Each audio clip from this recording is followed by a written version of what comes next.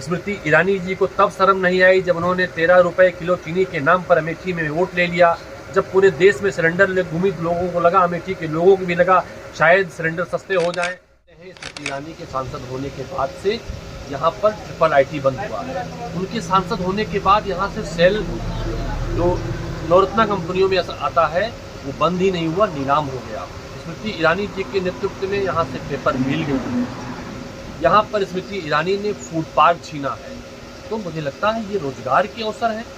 रोजगार के अवसर थे, इन इतने रोजगारों से कम 1 लाख का रोजगार उन्होंने छीना है। तो किस मुँह से कहती जब आते थे। मैं आपको तमाम भवनों की बात बताता हूँ। इंडस्ट्रियल एरिया का नाम पहले बताया, वहाँ पर उन्होंने भेल 2 खोला, रेल नील लगवाई, उड़ान यूनिवर्सिटी बनवाई, ट्रिपल IT लेकर आए, शेल का जीर्णोद्धार किया, गन फैक्ट्री खोली, ACC सीमेंट लगाया, कई सारी नवरत्ना कंपनियां डाली, 6 नेशनल हाईवे, 12 स्टेट हाईवे बनाए, एक वर्ष में 100 के आसपास सड़कें लेकर आते थे, कई सारी जगह पर बाईपास का निर्माण कराया। रानीपुर की बात करें या फिर अमेठी की बात करें, हर जगह की जनता और उसके जो प्रतिनिधि हैं 2024 की तैयारी में लग चुके हैं।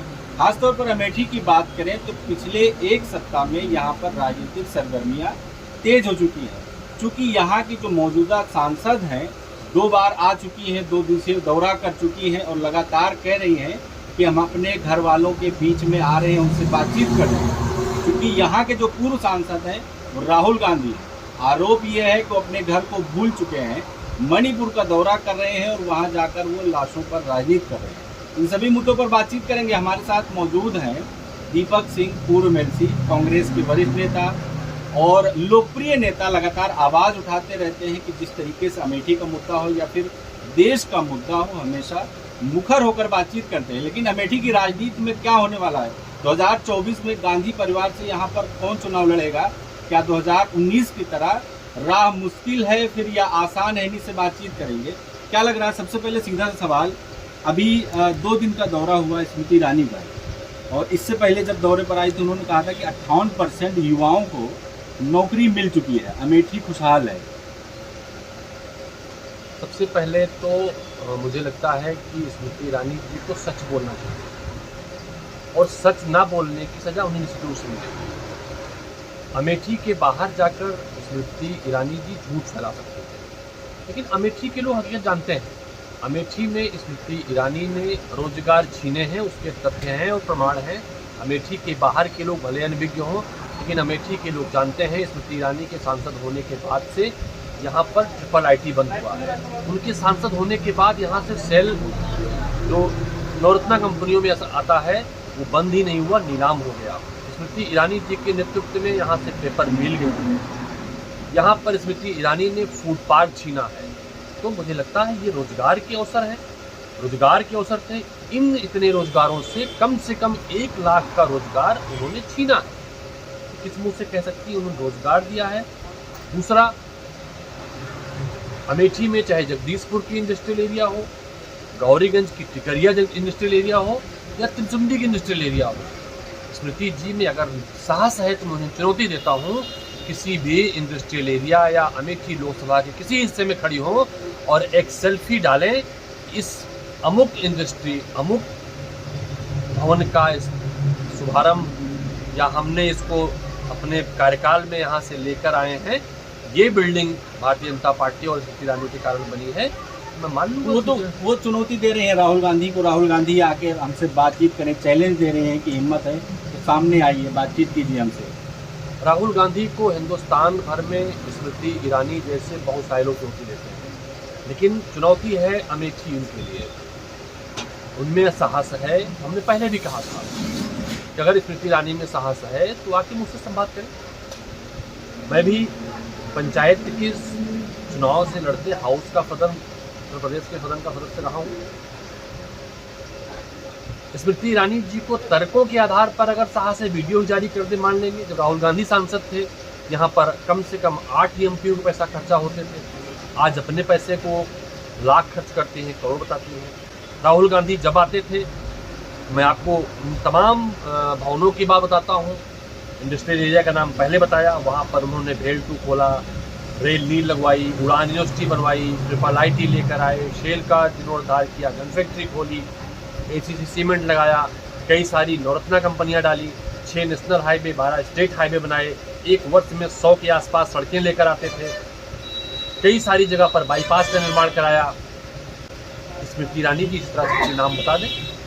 राहुल गांधी ने शिक्षण संस्थानों के माध्यम से एशिया का पहला शिक्षण संस्थान पेट्रोलियम इंस्टीट्यूट खोला, FDDI खोला, सैनिक स्कूल खोला। स्मृति ईरानी किसी संस्थान नाम बता दें। वो तो आरोप लगाती हैं कि कांग्रेस की युवराज ने अमेठी को बर्बाद कर दिया। आपने झूठ की बात की तो उन्होंने कहा कि अमेठी वालों से झूठ बोला, देशवासियों से झूठ बोला। अब अमेरिका का जाके वहाँ पर झूठ बोले हैं। अमेरिका में किसने क्या बोला था पूरा देश जानता है।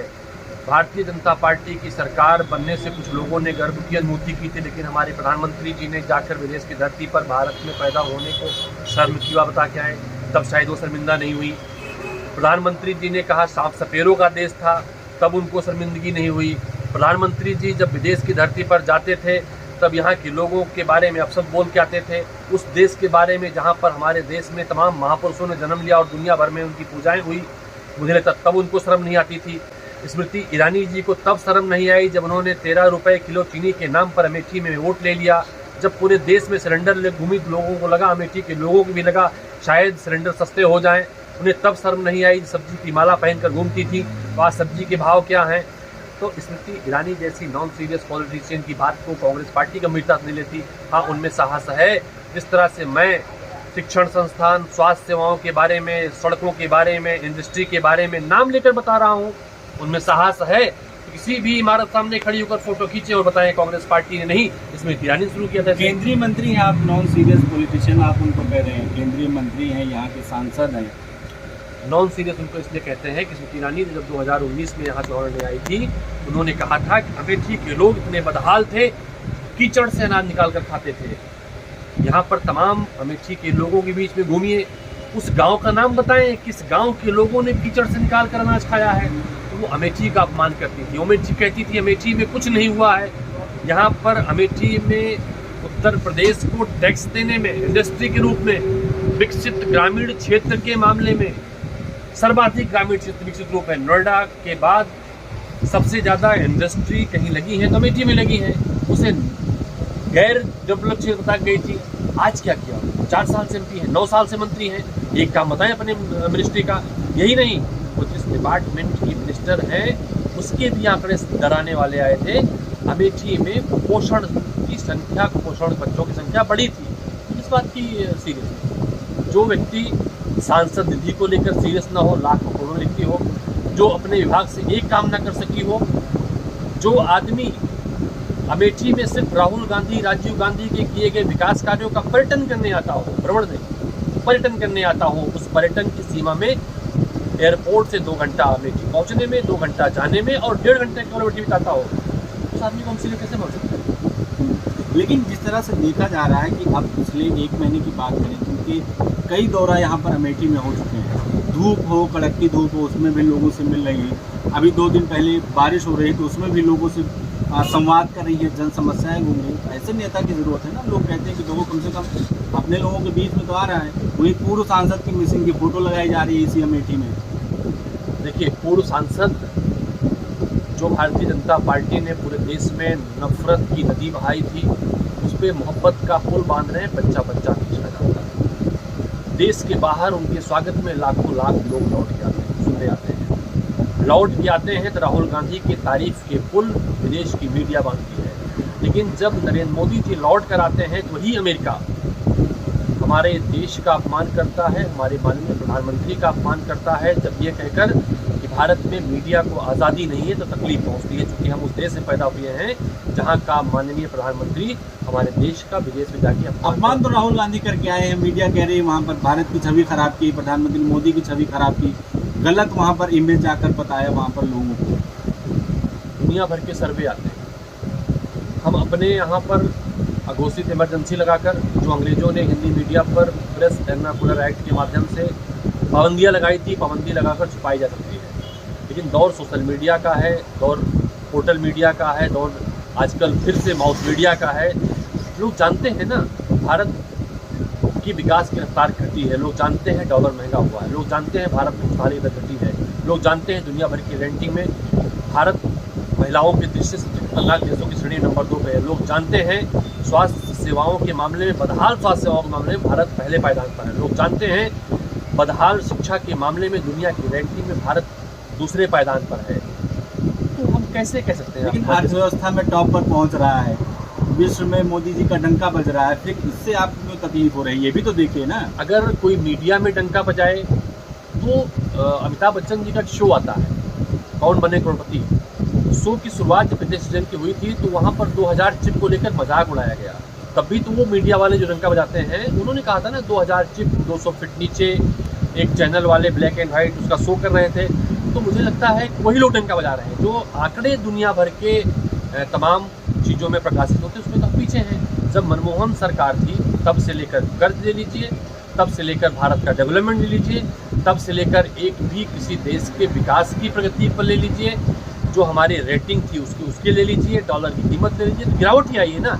तो कुछ तथाकथित 4-6 मीडिया के संस्थानों के कहने से हम प्रगति नहीं मानते हैं। मोदी जी विदेश में जाकर ये भी कहते थे कि भारत में हर मिनट में यूनिवर्सिटीज़ खुल रही है, हर मिनट में IIM खुल रहा है। क्या आपको कहीं दिखा आपके चैनल को कि कहीं पर IIM IIT या कहीं पर यूनिवर्सिटी दिखाई पड़ी हो? अलग की बात है, बहुत सारी IIT जो आई थी कांग्रेस पार्टी की सरकार बनी थी उसे प्राइवेट हाथों में बेचने की तैयारी की, उसको बेचने की तैयारी में है।